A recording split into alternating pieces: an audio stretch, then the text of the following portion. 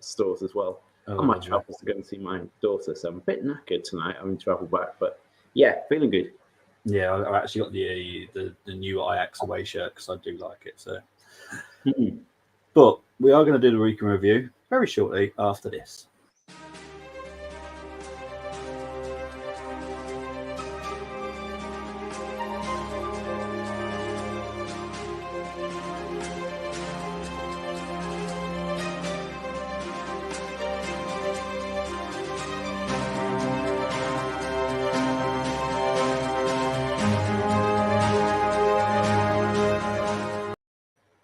So there we go. Right. The best thing to start with is probably the first kickoff of the weekend, isn't it? Let's be honest. Yeah. So, yeah.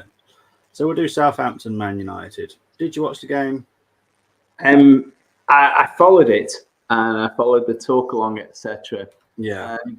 Firstly, credit to United. They've gone through quite a lot of pain, and I thought there might be a draw or an upset on the cards. I didn't think United would necessarily keep it going, and with probably a couple of signings this week to add to the squad. But credit for United getting it over the line. I don't think it was easy. I think Southampton game a really tough game. You look at the I was just going to say, if you look at the stats, I don't think that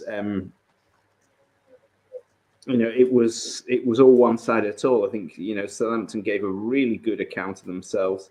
Yeah, it says that in the stats as well. 17 shots for Southampton, 11 for United. 48% to 52% possession. Yeah.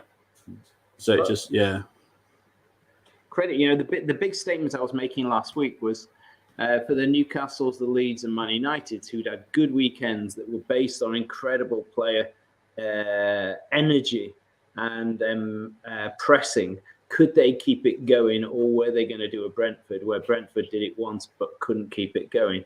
And it was interesting because the first hurdle was United, and credit to them, they got over the line, and for their momentum purposes, good on them. Yeah. Okay, 2 talking points for me. What did you think of the Bruno goal? I only heard it on the radio, etc. Oh, okay. I heard it was good. Yeah, it was sublime finish. Yeah, it was good. It was cool. It was calm.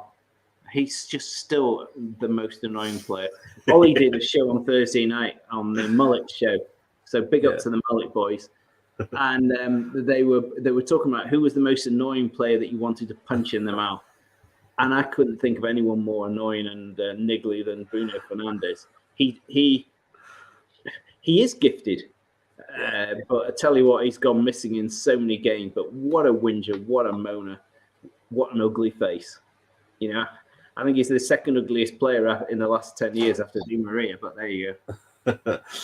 And big up to the Silver one. Good evening, guys. Thank you. And good evening to you too. On Southampton, despite losing, I was very impressed with their 21-year-old centre-back. Yeah, he was very good. He only cost 10 million quid, I think.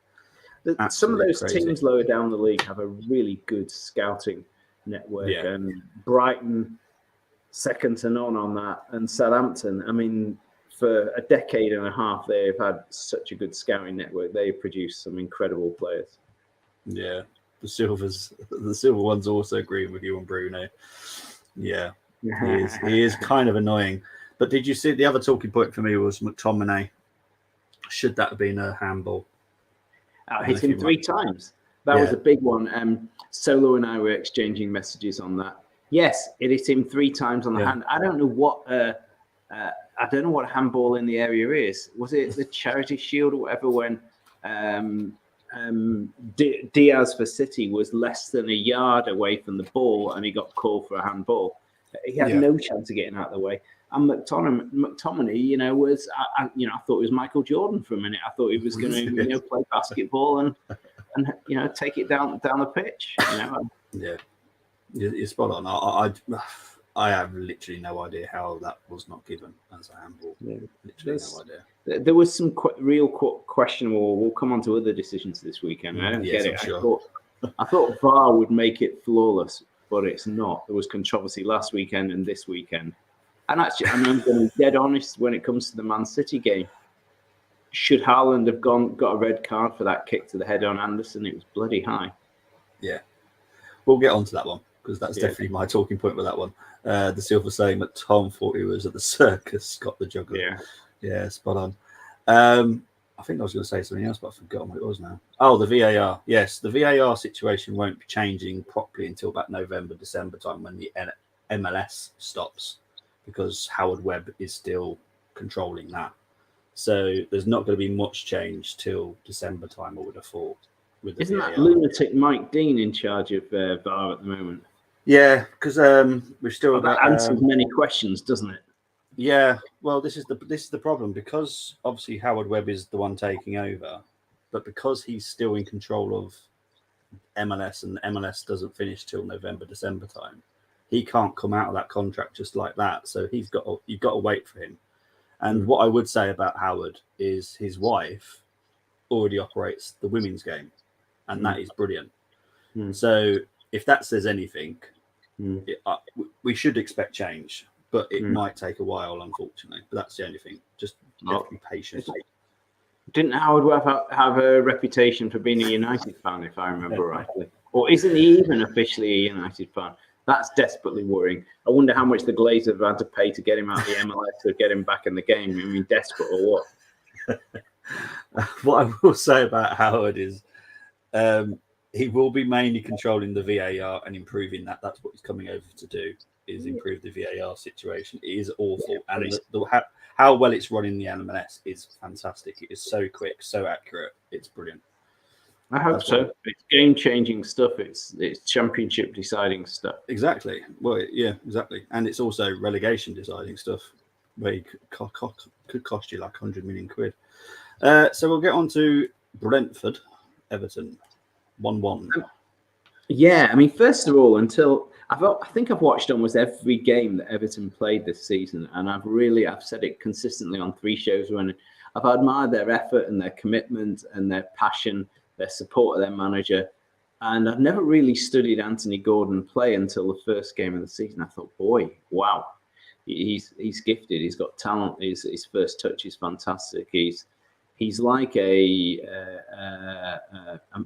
finely honed Gallagher. He plays like Gallagher, but he's just got a greater maturity to him, an end product. I like Gallagher a lot at Chelsea, and I believe he should be a future England player. I mean, he was brilliant at Palace, but Gordon's has got that X factor. I mean, he was I don't think the deal's going to go through to Chelsea, but credit, the first goal was great, and I really hoped Everton would hold on, but they didn't. And I think both Brentford and Everton will give teams a bit of a problem this season. Particularly, no one's going to want to look forward to going away to Brentford. Yeah. What I would say, though, quickly, Moss, is if you want to jump on, I have sent you the stream. So if you want to come on, you're more than welcome to, mate. Because we were meant to have Oliver, but Oliver's being pulled by his wife tonight. So I'll be perfectly honest, that's literally what he put in the WhatsApp group. So he's been watching too much football. He's not allowed to do this tonight. He's been told off. Beers and he's been slapped for bad behaviour. So Moss, you're more than welcome. Quite Moss, you're a fellow Arsenal fan, just like Oliver is. So it's going to be no change. So yeah, more than welcome on, mate. So where were we? Brentford, Everton. Yes, you are spot on. Do you think Gordon is worth 60 million quid though?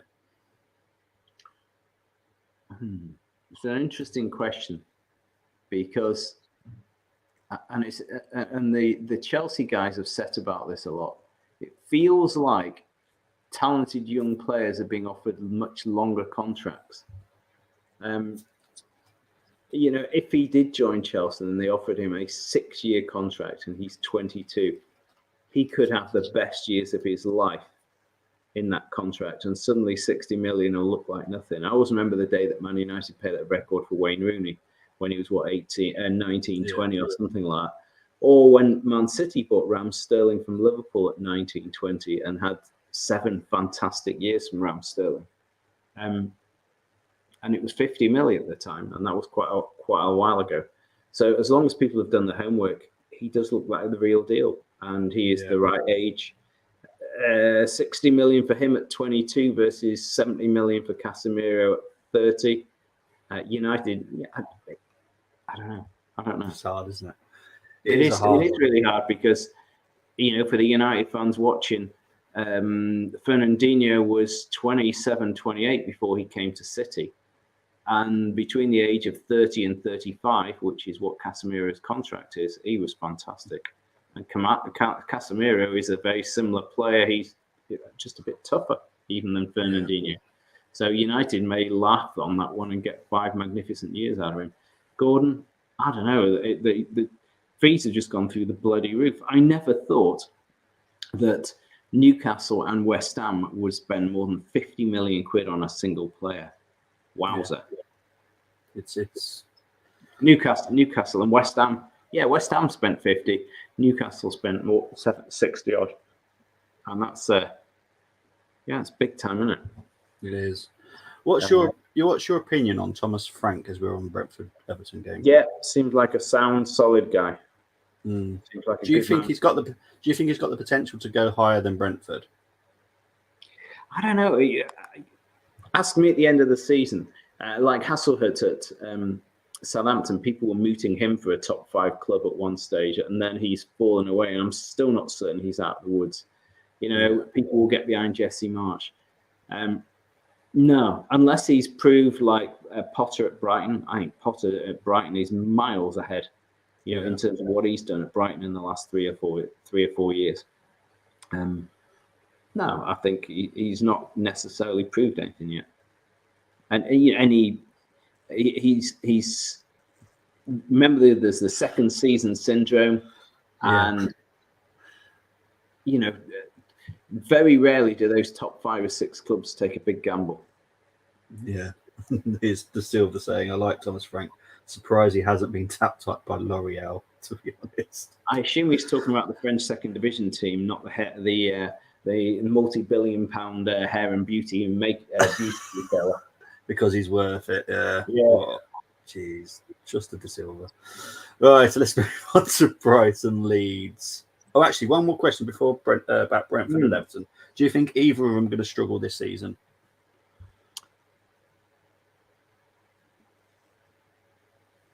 I don't think Brentford are. Yeah, I think Everton needs some momentum. I think Everton could be bottom 5, but I think Brentford will safely hover like Palace usually do in that middle area. Yeah, I think I think Brentford are good enough. And I don't think Everton will go down, but it won't be by much. Yeah, well, the Silvers replied to you here. You know exactly what I'm referring to, Ian. Ha ha. L'Oreal. I don't know. It will come to me in a minute. Right, so Brighton 1, Leeds 0. Did you get to see any highlights? Did you get? Yeah, I did. And again, you've got to hand it to Brighton the performance there, because Leeds are on fire at the moment. Leeds are playing really well. Apparently, it was a humdinger, and Brighton deserved their win, and they're right at the top of the league. I don't know what else to say. It's just really impressive. What do you think? Yeah, Graham Potter, I'll be surprised if he stays there any longer than 2 seasons with how he sets up his team. I can't credit him all with the signings, because obviously the scouting network, there's more than just him. But yeah, Brighton are just so impressive, and I was expecting them to struggle a little bit with losing Basuma, because I thought that was quite a big rock. Clearly not. And they just find these little gems from anywhere, and I'm like, how do you do it? Because I've watched. You also lost Cucurella as well. Yeah, between those two, that was 110 million quid. Yeah, and they're teamed up with that Belgian team, Saint Gilloise, and that's where they got Undev from, and they've sent one of their own players there. And I've watched them, and they've got this young striker. He's so good. He's so quick. So even the players that were out on loan are impressive. So, but then we've got to talk about Leeds as well. Welbeck's and as well. And again, the player, I think that there's 2 players that I'm amazed, and only recently a club, Chelsea, shown any interest, it looks like, in Wilfried Zaha. I am stunned that Zaha hasn't been, because he's coming into the final year of his contract been bought. But the other player that amazes me that hasn't been is Trossard. I think Trossard and Zaha are similar. I don't get why a lot of those top 6, 8, the Newcastles, etc., this world have gambled on those players when you've got Zaha and Trossard out there that could plunder for less than 30 mil. Yeah. Well, Ian, introduce you to Moss. Ian. Hi. Oh, yeah. So you're a blue mooner with a nice red and black kit there, hey? What do you got on, Bobby? I got Plymouth today. I'm Plymouth today. I was like, man, that's almost like my kids. Well, as we're talking about Brighton and Leeds, Moss, what's your opinion on the game, that one? Well, I think because he saw me on King's show and my show too. I've been hyping Leeds, and I didn't really like them before. But, man, they've been smart with their money, make some nice sales, and then they bring in. And he's bringing in guys he knows with the Tyler Adams, Sinistera, Aronson, and I mean I don't like the Americans so much, but he's doing what he knows and he's making it work. And and Brighton's been really good. They're grinding out results, and I think Fulham might give it to them this midweek, but we'll see. Yeah, you're showing your Canadian blood there, Moss, just saying. Well, yeah, but I've been praising them. I've been praising what he's done, Jesse Marsh, Teddy Lasso, and bringing in Aronson and Adams and some nice signings. Yeah, I think this is the first moment I'll bring in a theme that I'm going to talk about all the way through, and that is there's teams like Brighton, Leeds, Brentford, etc., who will start the season well. Southampton, have not got off to a bad start. So much depends on luck and injuries. Like Everton getting, 2 bad injuries early on the season. So much depends on that, on those clubs that don't have a particularly deep squad. And that is then compounded now by allowing 5 substitutes. When you look at some of the bench of the 5 substitutes and you've got 15 minutes to play and it's a draw or you're 1 down, if you're playing a Brighton, Leeds, Brentford, and you can bring on 2 or 3 world-class players, you will see them off. I'm convinced. You saw it United with Southampton.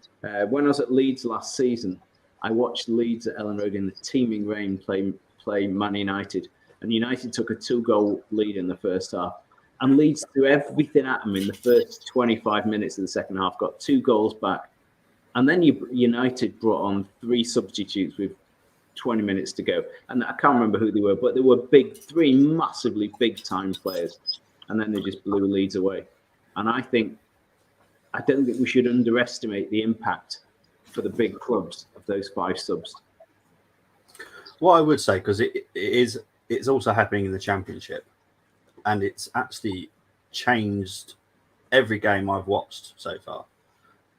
When they bring the 5 subs on, I get what you're saying with it probably benefits the bigger clubs, but I do actually think that because even Nottingham Forest, I think they brought on 4 or 5 yesterday against Tottenham. So look at the amount of signings Forest has done. Holy, 18 new signings at Forest, and coming in Lodi, the left back today. Yeah, it's going to be 19 today because Bowley was on his way. So yeah. And I thought Brentford as well, Ian, should have beat Everton. They had loads of chances. Yeah. Everton have got spirit, though. They've got spirit. And you could see 2 years ago how good Leeds did with not having many injuries and having a good coach. And then 2 years later, it's a completely new team, new coach. And last year, like you're saying, Ian, with the injuries, they just couldn't do it. They were low squad, and we'd come up against us or Man U or Man City, and they just couldn't do it. Well, look, let's have a look at, I know Chelsea's the next game and got a player sent off, all right? But these 4 players came on as substitutes for Chelsea. Chilwell, Kovacic, Azpilicueta, and Pulisic. I mean, that's a hell of a 4 subs to bring on against Leicester's Perez and Didi and Iheanacho. And then Man City, the players they bring on, I mean, they're world class. No, I absolutely agree. Now Newcastle's there too. I mean, they're bringing in stars. So when you just look at, or let's just go back to that Man United game. I'm always like the teleprinter. I'm just curious on this one. Let's just have a quick look. So Yeah. United were able to bring on Fred, Casemiro, and Cristiano Ronaldo. Yeah, shabby. You know? And now they got Anthony coming, I guess. Is it done, Bobby? And pretty Southampton much done, brought on, yeah. You know, they brought on Armstrong, Lianco, Mara. I mean, compared with Fred, Casemiro, and Cristiano Ronaldo, do me a favour, you know? And United needed to see the game through. What can I say? Fred and Casemiro come on to see the game through. You'd take that any time, wouldn't you? Oh, yeah. Casemiro looks really good, I have to say. And What do you guys think of Sterling's 2 goals and beating? Well, we're gonna go on to that game now. Yeah. There we go. We'll go on to that game now. Beating them with 10 men for most of the match, and Sterling even going to Chelsea was surprising, but he'd made it clear he wasn't pretty nice there. He doesn't like rotation. We'd have 7. You know, we started the show early on when Bobby asked me about Gordon at Everton. Was he worth 60 million? And the reference point I gave was Rooney and Sterling, who were both teenagers when City paid 50 for Sterling, and God knows how much Man United paid for Rooney. And those gambles hugely paid off. And I think a couple of things. City had no choice. Sterling would have left for free. So what would you do? Take 50 million now, or let him go for free at the end of the season? I mean, United got nothing. City did good business on all fronts. Yeah, they got nothing for Pogba. Nothing. 0. 89 million pounds down the toilet. I would have been mortified if City had lost that. Had let a player like that go for nothing. Nothing you can do. But all I'd say is I worry about Leicester. I'm desperately worried about Leicester. I think they're a relegation team. And they are now. They couldn't beat Chelsea. They couldn't get a result against Chelsea for 11 players against 10. I think that doesn't say good things, does it? They're in trouble, Leicester. Like, are they going to get anyone in, Bobby? Here, like they are being linked. They've sold some big money now. Like, they've been linked with at least 4 players. So they're going to be probably the busiest club in the last few days. But they are going to be slightly panic buyers. So it's going to be desperate down rather than strategic. Yeah, it's not going to be. Like, there's a couple that they've been linked to, and I'm like, that's not too bad. But I still think it's a bit of a panic. It's not like a good plan or a well set up plan, because no one wants to do their business right at the end of the window. No one does, because this is where the prices are higher. Honestly, if I was Brendan Rodgers, I'd be tempted to walk, because at the moment his CV is reasonable. If he ends up getting relegated with Leicester, his CV will become irretrievable. Yeah, I just don't think he's that good. He's not a top 6 coach. No, he isn't. But he needs support, though. He needs to be able to buy. Takes him down. He needs to be able to bring in guys he wants, though. Yeah. But there's another one that people aren't being linked with. Well, there's 2 actually: Maddison and Barnes. They'll be lucky to keep hold of them. Lucky, because we kind of helped them by not buying. Not buying Tielemans has pushed them so that they have to sell Fofana. They might sell more here to just try to, so they can make some buys. One of the interesting links that I heard about today with Leicester is they're after an attacking midfielder again, and it's quite a good one. So that would suggest to me that one of the midfielders is going for definite, because now they're planning for that exit. That's Tielemans, isn't it? Don't they need some D and a defensive mid? Yeah. They've been linked with 3 defenders today, so that's the Fofana issue and the old centre-back issue, because that's what they have got. They're going to be doing a lot of business, so they're going to be the ones to watch on. Maybe a goalie with Schmeichel. No. Smithies was brought in for that. Alex Smithies was brought in for that, so that's the goalkeeper bit sorted, because they like this Danny Ward, don't they? I'm not a great fan of him personally, but it is what it is for them. I still can't believe they sold him for £1 million. It's just mad. I would have paid £1 million for him just to sit in my living room. Just talk to him about his dad. It's just madness, that one. Can I just send a wave to a girl called Ali who I think is watching, and she said, "What the heck's this red and black shirt all about?" Well, this was the original colours, I think, of Hardwick before they became Man City. But my first, I remember that one. First time I saw City playing this, I didn't see them. I had a program and I saw the replays. Was 1969 FA Cup final, and then the Fairs Cup. And 69, I think Neil Young scored the winning goal, and that's not Neil Young and Crazy Horse. That's Neil Young. He's not from Canadian. He wasn't Canadian. Marcy was not Canadian like Neil Young. Right, let's get on to the interesting. Yeah, game. they brought that jersey back not many years ago, right? Yeah, well, they've just brought it back right now. Yeah, I like in it. a kind of squiggly version, yeah. But this has Aguero on the back. I think it's 2012. Yeah. So we're going to talk about 9-0. I watched this over again. Oh my! Yeah. Bournemouth just didn't even show up in their red and black. Who wants to start on this one? Oh, Firmino was amazing. He was man of the match by a long shot. I thought Diaz was really good too. But man, Bournemouth, they just didn't know what hit them. How bad are they though? You know, City put 4 or 5 past them and then took half the team off. Arsenal beat them easily. How bad are Bournemouth? I mean, are we talking about a club that could score record lowest points? But yeah, once they're down 1 or 2, they got nothing. They got no plan. Like there's nothing for them to do. They have to keep it level. They have to get the 1-0 lead. It looks like, or yeah, they're definitely relegation fodder. It seems like. How the hell they beat Villa first game of the season, didn't they? Yeah, Villa's. Doesn't say much about Villa.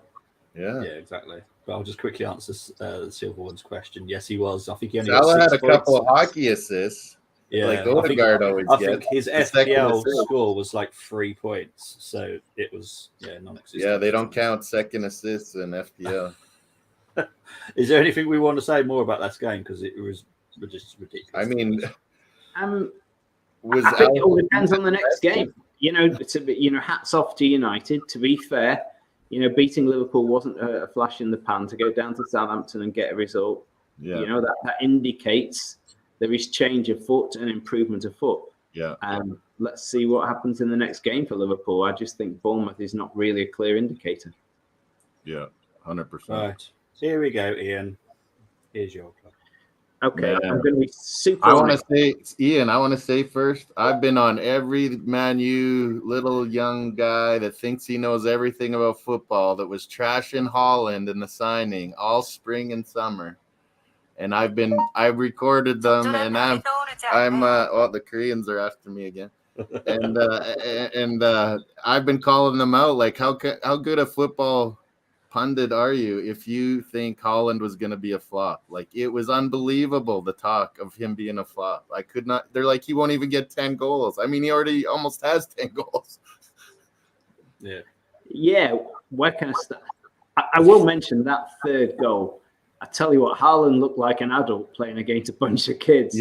He shielded that ball, waltzed through the defense. It was very similar to the one I think he scored in the first game of the season. But I mean, that's where he is. He is brutally strong, and he has all the goal-hanging instinct of Aguero. So, you know, and they're like, "Oh, Premier League's too good. He won't be able to keep up the scoring rate." Well, he is, and he will. Yeah. And I think once the team is fully adjusted to him, it could be. Yeah. I thought your little Bernardo Silva had a brilliant little game, you know, and got them started and picked them up. We would be so lost without him. But let me start right at the beginning. First of all, I went to the game last season live at the Etihad, where City lost to Palace 2-0. And exactly a year ago, Palace scored 2 goals, and City could not break them down. 2 weeks later, I went to watch City play Southampton. It was 0-0, and City could not break them down. And when teams were putting 11 behind the ball, City could not break them down. Palace started with 5 at the back. And how refreshing was it? Because we've seen many, many times if a team gets an early win against City and closes up shop, they really struggle. But now they 2 games in a row, you've done it. 2 games in a row. Yeah, but they seem to have the key to unlock 11 men behind the ball. Haaland seems to be the secret of that. And to me, that's the most pleasing. But what I would say, you know, in an objective viewpoint, City were 2 down. And I re-looked at that one where Edison got the ball kicked out of his hand, and I'm not certain that was a foul. Now, if City had gone down 3-0 at that stage, and/or Haaland had been punished for that high kick at Anderson, we could be sat here talking about Palace humiliating City at home and everyone laughing at City. Yeah, Vieira had the game plan. He did. How fickle is football, really? Okay, Yeah, I'll answer turn. 2 of those questions. The goalkeeper situation was law 12.2.4 because I looked it up because I had to, because I was asked to look at it. So yes, that was a foul, and the Haaland was a straight red. There's nothing to talk about that. Yeah, he's I know he's a tall guy. So I know hard. that, and I know Anderson put his head down, but still, It's a yellow. it's dangerous. It's dangerous play, and that's what they're just trying to avoid. These horrible head injuries now. You know, we've seen too many of them in recent times. When we were kids, it wasn't even a yellow. Oh, yeah. I just think it's a yellow. And, you know, you do anything like that else again, you're done. Yeah. But all 3 of us are over 40. So we've all seen it different eras. Yeah. But the I agree rules now. We don't see many players playing in head bandages these days, but you used to see them every week. Yeah, exactly. The 80s and early 90s. Yeah. What's this? But Am I yes, right? Yes. I'm not going to say City were fortunate, because actually I was so pleased that they had a decent game plan to break down 11 players. But again, back at the 5 subs things. Again, let's just have a quick.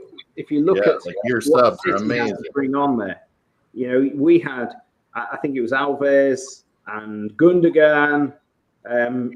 So to wrap up the game, City were able to bring on Gundogan, Alvarez. Okay, the other 2 guys, Palmer and Gomez, fine. But they had quality to be able to bring on to turn that game with Gundogan. Ian, what do you think of that Gomez signing? Is he going to start eventually, and maybe Cancelo goes right back sometimes? I hope so, because, you know, Cancelo isn't a natural left back, and we have been crying out for a left back. Again, it galls me that you know, we should have spent the money on it. Like Not Cucurella money. Chelsea were bonkers paying that much, but we should have sourced a left back much earlier than this. Yeah. He seems serviceable, though. He seems good. I don't know. He only got a few minutes. Let's see. What did I see him in Dutch league, right, Bobby? Belgium. Yeah, Anderlecht. Or Anderlecht. Yeah, Belgium. Yeah. But he came through Barcelona Academy, so, you know, his pedigree is pretty solid.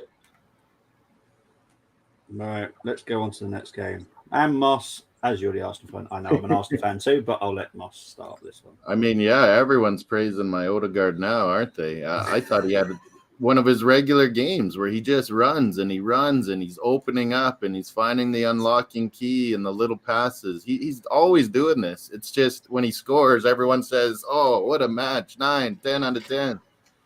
But he's always doing this. And he really picked them up after we had that bad mistake. And when I re-look at what happened, I think I told you, Bobby, the last night or the night before, it really was Kieran Tierney was hiding behind their forward.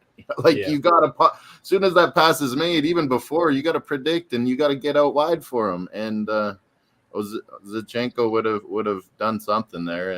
And I think Tierney's confidence is a little down and being usurped a little bit. And it'll come back, but I like him as a player. But yeah, I can't blame all Gabriel on that, and he really picked it up after that too, and then got lucky to get the winning goal. Yeah. Can I ask you, is the defense a bit lopsided? I get it when they play 3 at the back and White is They're one. kind of doing what you guys do. Hey, have you seen that, Ian? Sorry? We're kind of doing what you guys do with Cancelo and Zinchenko last year. Like we kind of invert them almost a little bit. And it really is a back 3 when we start playing. White isn't a fullback. What's that? Yeah, White's not a Cancelo fullback. and Walker are both fullbacks, and I get what you're saying. They alternate the flanks. I get that, but White isn't a fullback. Full stop. Do you not think he's played that? He's played that for Brighton and Leeds, and even England a little bit. But yeah, I was crying out for Takahiro right away. Yeah. But Ben White's done better than I thought. He's actually moving the ball pretty good. He's crossed some nice balls here and there, but it really is. Zinchenko just goes right into the midfield every game he plays. Yeah, it's a specialist position. Man City managed to keep, Stones, Diaz, Laporte, Aki happy in those centre-back roles. So, the fact that now Arsenal have got 3 really good centre-backs, they can rotate them. It shouldn't be a big deal. Aki Hero can play centre-back. Leadership, and I think Arteta has to be decisive and properly play a right-back. Yeah, I agree. I was calling for Tamiyasu, but Ben's done better than I thought, so I'm not too fussed. But yeah, you're right. He can play center back. Takahiro can play center back. We got a lot of options when we're going into Europa and Carabao Cups and whatnot. Where is Zinchenko? What happened to Zinchenko? Is he injured? Yeah, he twisted his knee up. He might not even play them on Wednesday here either. Oh dear. But it sounds like they want to not play him, so he plays the Man U match. Yeah, I think so, because obviously he jumped on the pitch looking perfectly fine. Yeah, he was jumping around and celebrating. He was going after 4th officials and everything. Yeah, the steward at some point actually thought he was a supporter. I was going to pull him back. But no, what I would say, Moss, is just be careful. I mean, Tierney's a brilliant left back. If you're playing Zinchenko left midfield, okay. But if you play him against a team like United, at left back, he's vulnerable. He's really vulnerable. He'll lose you the game. I'm not worried about the ball over the top on that left back position.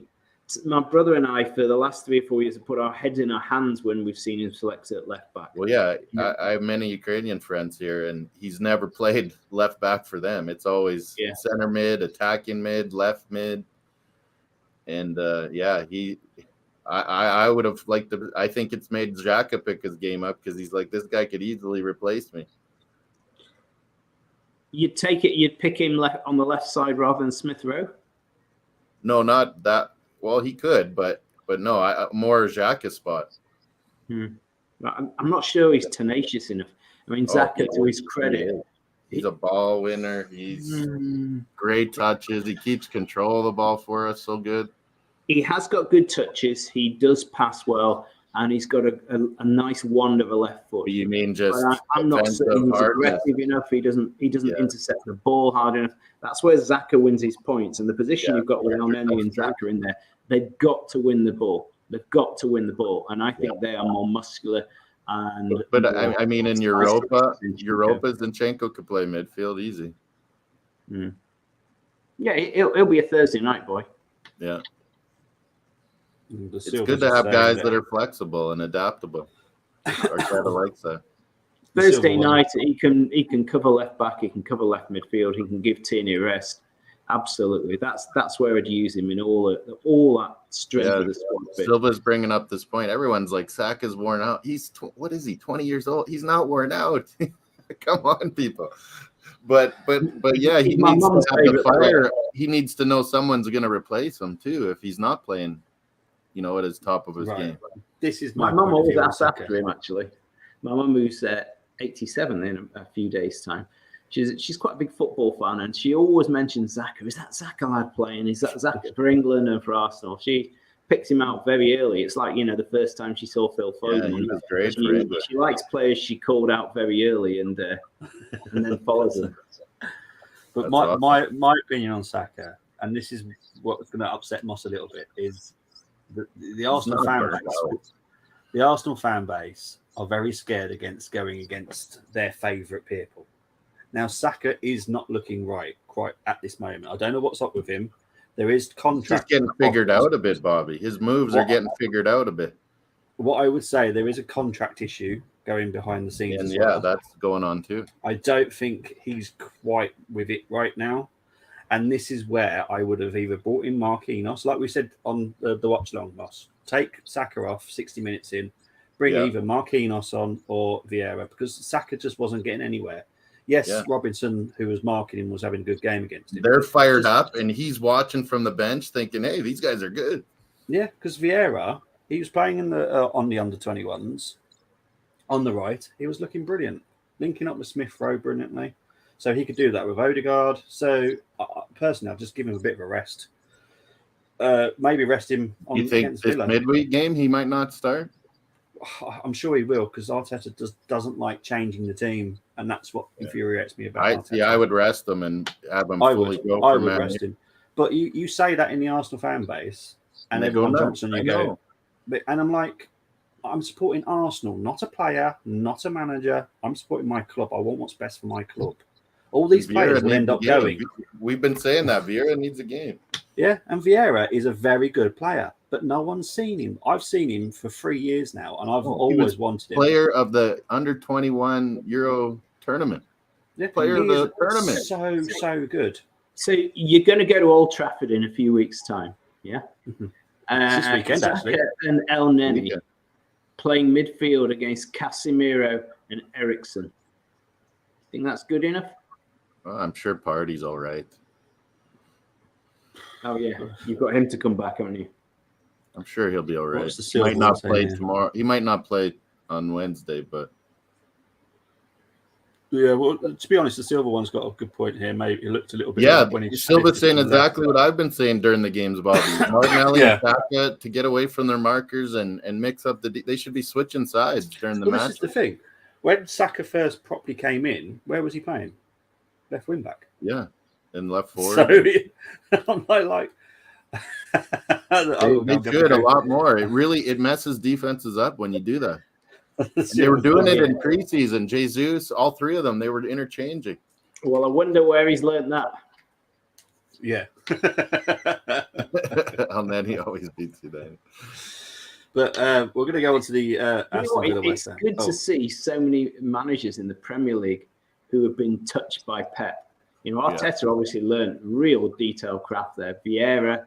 I think Arteta raised Pep a bit. Well, I'm not sure. Look at all the players that have rated Arteta for helping their game, like Sterling, Sane, Jesus. But if you look at all three of them and who else they've all mentioned, and even Pep's mentioned him before, is Wenger.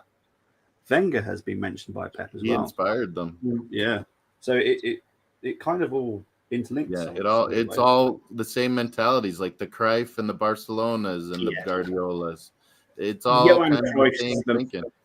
Cruyff's the manager you got to take it all back to. Oh, yeah. Undoubtedly. Rinus Michel of Holland, Yeah. Well, right, let's get into this one. Aston Villa versus West Ham. 1-0 to West Ham. 4 nils. Pretty boring game. I kind of regretted I chose that game over the Wolves Newcastle. Why did you choose that one over Wolves Newcastle? I don't know. I just woke up and I'm like, oh, West Ham Villa. Wolves is my home team. It's literally over there. And then we watched together the Tottenham Forest. So then later on, I watched the Wolves Newcastle. It was a much better game. Yeah. So what are we thinking about Gerrard? Let's talk about it. Because everyone's talking about it. I can't believe he's doing this bad, to be honest. But other people said it.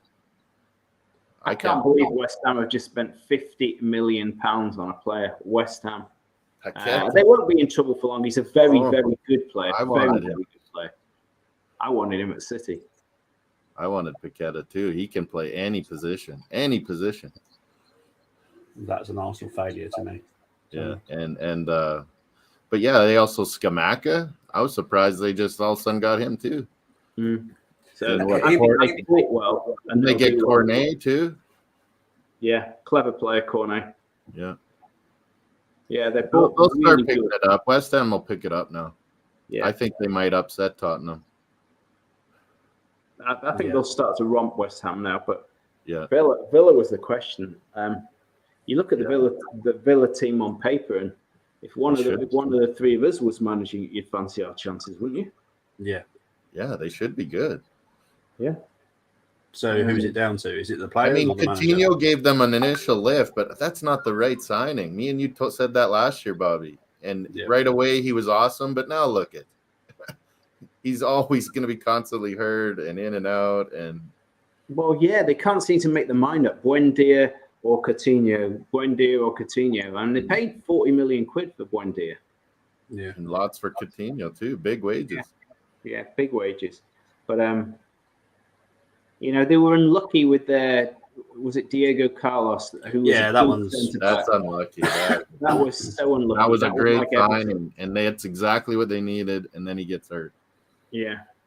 badly hurt. I mean, he's out for the season, isn't he? Yeah. Pretty much, I've had that ruptured Achilles. You're done for a year. Yeah. So are we thinking Gerrard's going to be sacked soon? Do you think the board will push the trigger? I mean, it needs to get worse for me, but yeah, still, he's in trouble. Because we're gonna beat them. I'm pretty sure of it. I'm just having a look at who Villa's next games are. Who do they got on the weekend? They've got Arsenal on Wednesday. So who have they got the weekend? So they've got Arsenal Wednesday. They're not going to win that. Get anything out of that. Then they're at home to Man City. Oh, crikey. So they're probably going to lose those two. But this will be an interesting one because the next game is Leicester Villa. So a kind of Midlandsy game. If he doesn't beat Leicester, it could be over. If they lose at Leicester I think he's in trouble. Yeah, me too. If they lose 3 on the spin, I think he's in trouble. Yeah. But then Rodgers could be in trouble as well, to be honest. Then. And he was going to take over managers because Villa have ambition. They're going to be looking for a Billy Big Time manager, aren't they? Yeah, that's very true. And Gerrard's never deputized, hey? Like he went from player to being player manager and pretty much managing in MLS to right away being a manager. Like maybe he should go be under Klopp or something for a little while if he gets fired. Yeah. I agree. Because in the summer they brought in Neil Critchley, who was many years ago was the under-21 coach at Liverpool. Went on to Blackpool, did very good stuff at Blackpool, and then Aston Villa got him as assistant. So I thought that would be a benefit to him this season, but it obviously hasn't worked. I don't know how good a man manager Gerrard is. It's hard when you're a great player to relate to these players now, I think, and I don't know if he's doing a good job that way. I think he did a very good job at Rangers, but that's a very different. It's a different atmosphere. He just seems a miserable bastard to me. I'm not saying he'd motivate me too much. But I think he would have trouble relating to some of the younger players. But Ramsey is fantastic. I think he's getting better and better all the time. Yeah, I agree with that. Yeah. You know, it's nice to see those diamonds coming through, you know, like Fofana, who's meant to be fantastic, or Ramsey, or Gordon. It's good to see these guys coming through. So, you know, if Gordon's a £60 million pound player, then Ramsey has to be too. He's getting there, yeah. The Silvers is saying I'd still be wary of Villa. They have capable players. They do. They're a very good squad. Maybe Gerrard isn't the guy. I mean, I could manage Rangers and do all right. I mean, GVB Bronkhorst is doing great. Yeah, he's doing really good over there. Right, so next game. It's still unproven, really. Yeah. Well, yeah, because there's only 2 clubs in Scotland, so you know. Yeah, Celtic won 9-0 over Dundee United or something like that. Yeah, that was crazy. But we'll get into Wolves, Newcastle, 1-1, 2 crackers of a goal. It was a good game. Yeah, I rewatched it later. It was a good game. Someone's going to dig Neves out there. And can I just say, if you guys land Neto, I'll be very jealous. When I first saw him as a 19-year-old, I thought he was really gifted. Yeah. He's a great talent. A bad injury, but he looks like he's bad. Why City have spent a negative amount of money this summer, and yet Paqueta or whatever goes to West Ham, and Neto, both players feel like pet players. Yeah, it is. I guarantee we won't be getting Neto, but I guarantee that Neves is going somewhere in the next few days. You think so? Pretty sure. Yeah. I just can't see him staying. To be honest, because I live by the Monument, so I went to watch the Wolves Fulham game. Neves. I've seen him since he's first started in this league. I watched him before that as well at Porto, but this is the best I've ever seen him. And that was a cracking goal, because he's been brilliant once he's been here. But this season, he looks like something else. He's just incredible. He could take an whole team. I laughed, Bobby, at their 100 million, but man, he isn't far off. You know, to replace someone like that, you're going to have to spend quite a lot of money. So asking 100 million is not crazy, really.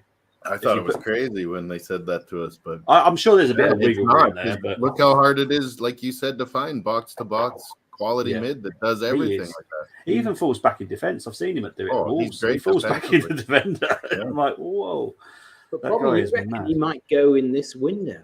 I mean, Sure. we used to always, Bob, we used to always see center mids like this, Gerrard, and before that. But Neves is, man, he does it all. Yeah. I wouldn't be 100%. I wouldn't be shocked if Liverpool buy him. Would not be shocked. Yeah. Oh, yeah. There's rumors. That's not a bad shout. They are desperate for a decent midfield, and I think they've had an eye on him.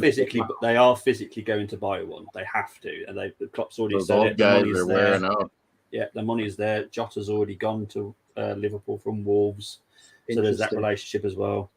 Interesting. There is actually quite a good relationship between Wolves. I think and if they Liverpool don't as well, throw the money out for Neves, it could be Tielemans, don't you think? I don't rate Tielemans. Liverpool? I don't see because they need someone, like you said, Bobby. Yeah, I get that. Sander Berg, the real tall fella who I really like at Sheffield United, but I don't know how he's still there. Him too, the Norwegian. I don't know how he's still there because he is so good. I mean, he's the sort of player Palace should buy. Yeah. I'd be happy to see Ross Barkley at Palace as well. Well, he's been released now, hasn't he? He's free agent. He can go anywhere, Barkley. Yeah, and it could be any time after the window's closed. I wonder someone will snap him up. I reckon it could be a Fulham. It will be a mid-table team, I reckon. Bournemouth, back to Everton. No, Everton, maybe, yeah. I don't see Everton doing it. Burnt his bridges. Yeah, I think Leicester. Leicester Desperate would be a very signing, good shout because it would save them money. Yeah, that's an interesting one. Tielemans goes to Arsenal and Barkley goes to Leicester. Yeah. If Leicester don't have any money, and it feels like I don't know what's under the skin at Leicester, but remember, obviously, the football mad owner died in that helicopter crash. I don't know. Okay. I don't know where the money, who's inherited his wealth. I don't know whether the next generation is passionate about the club as he was. Yeah, Bobby would know.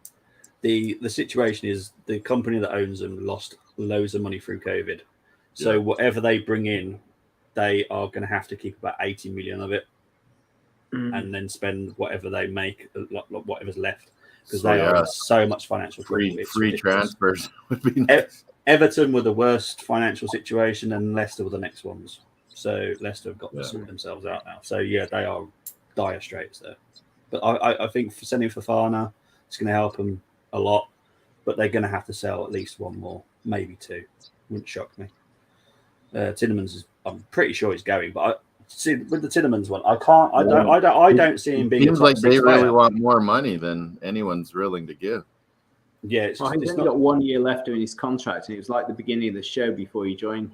Bobby, we were talking about Raheem Sterling, and was I sorry to see him go? Yeah, of course I was, but I would have been more sorry to see him go for free, like Pogba went for free. I'd have been, to spend 80 million on a player and then lose him on a free.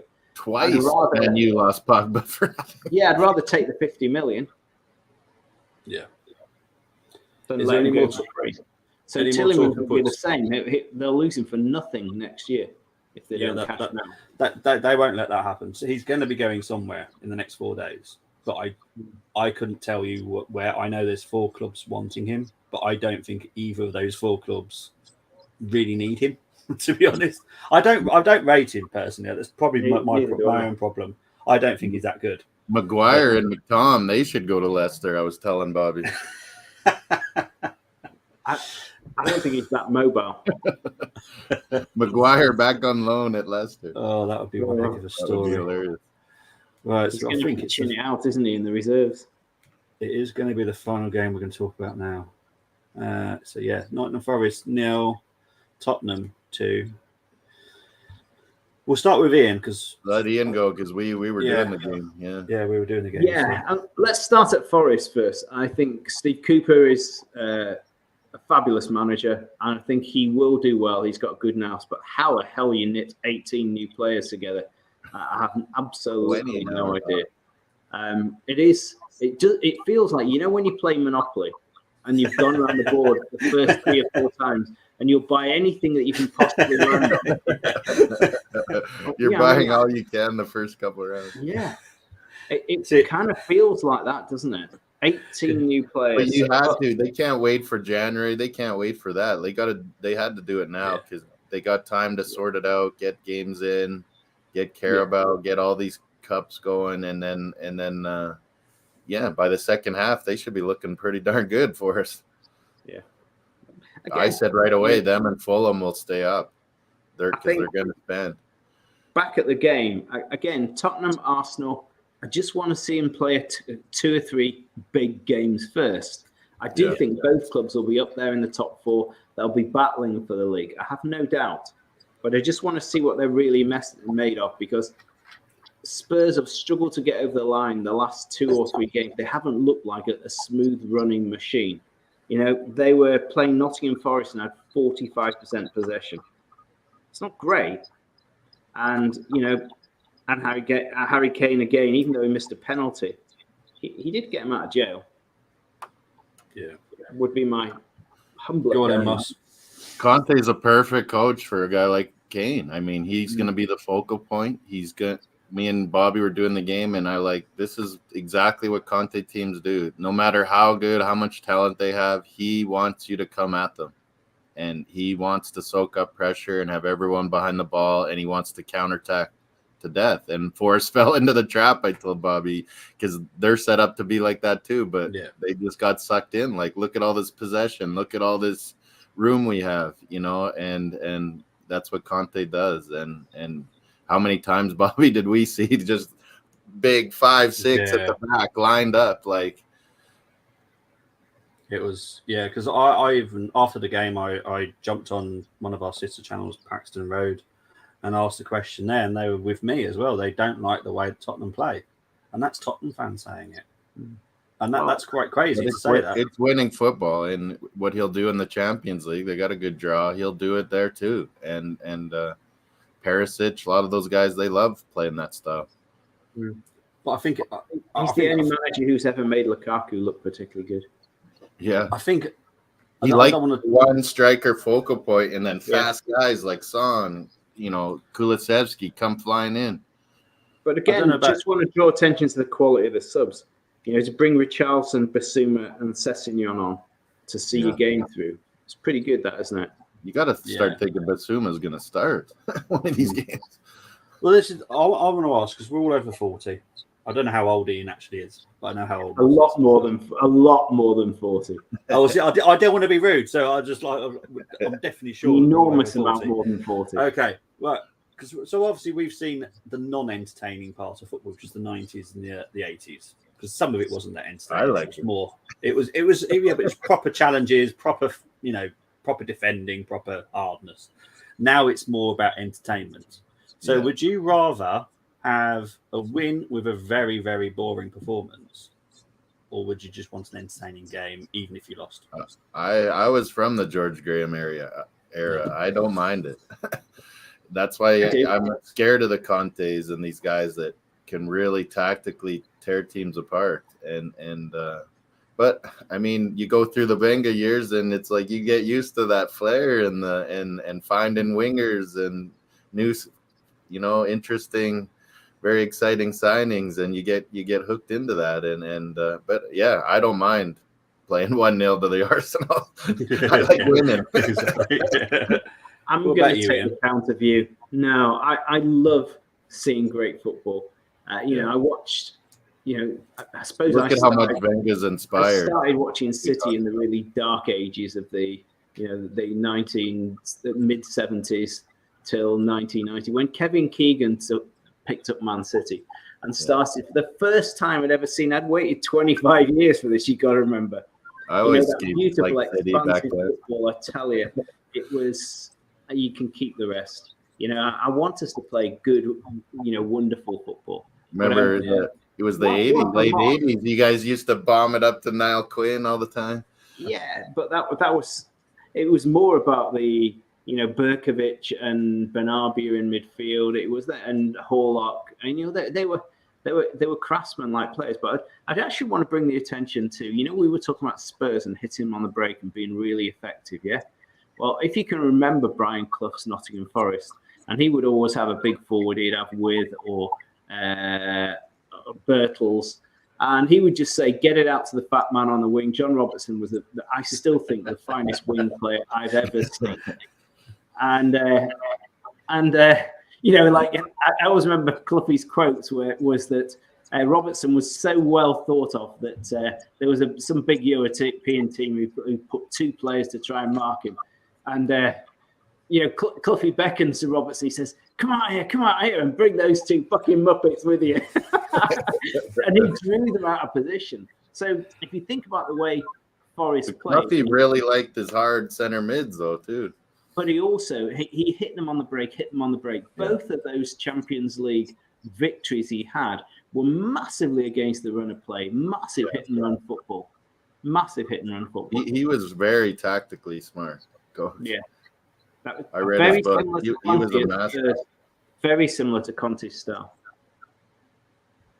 Yeah, I'm not saying it's ugly. Well, sometimes it is, but it's winning football. And I agree. Nowadays, everything's flair and fantastic football and all this. But even trying to do it in the championship, as Bobby's said many times, there's teams there that are playing really nice flair football too.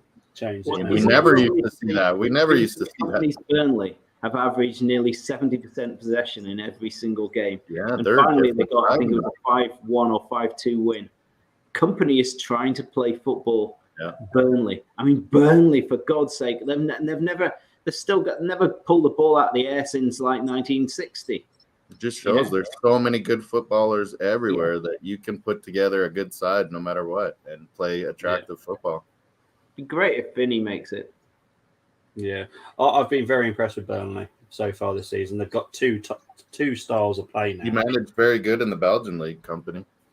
Yeah, and you know, I can see. I know Burnley have struggled a little bit result-wise, but the way that they play, if they get the players that they want to bring in, because obviously they've lost a couple, they'll be fine. Because honestly, they play beautiful football now. They've got some great little wingers. Who do you fancy? Who do you fancy coming up this next year? You can never predict the championship ever. You can never predict it. It's one of the hardest leagues to predict because some people can go on a very long run. Sheffield United look good. Yeah, they look good, but I always kind of back Sheffield United. But they could take a drop at any time. Watford again, but it depends if they keep Shell Pedro and Cardiff's the big club. Norwich will always be there or thereabouts. Yeah, Norwich is playing nice football. Yeah. I watched them a bit the other day. I'd say there's 1 out of 10 clubs that can come up easily. 3 out of 10, but yeah. But I hope one's Burnley. I'd love it if it was Burnley playing football. Playing the right way. I love Burnley. Yeah. As Boss knows, I have a Burnley shirt because I've got a soft spot for Burnley. They're it's just one of those clubs that it's got tradition. So where's Sean Dyche going to end up? Yeah.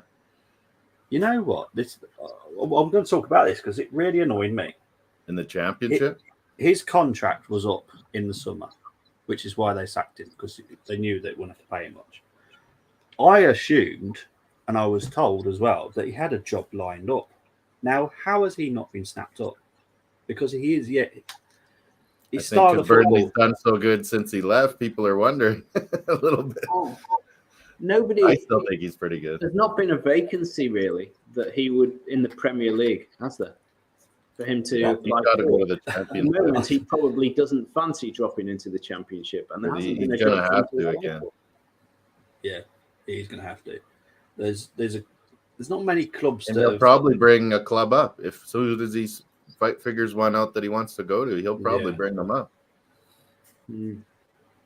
Because Sunderland have just lost their manager, haven't they? Yeah, maybe there. Alex Neil's just gone to Stoke. So, have you ever watched that the Sunderland Till I Die documentary? You'd have to be mental to go to Sunderland. I mean, I thought Chris Coleman was a good manager before he went there, and that killed him nearly. They get killed there. They got a very young owner there. He's an interesting character. Middlesbrough's pretty good.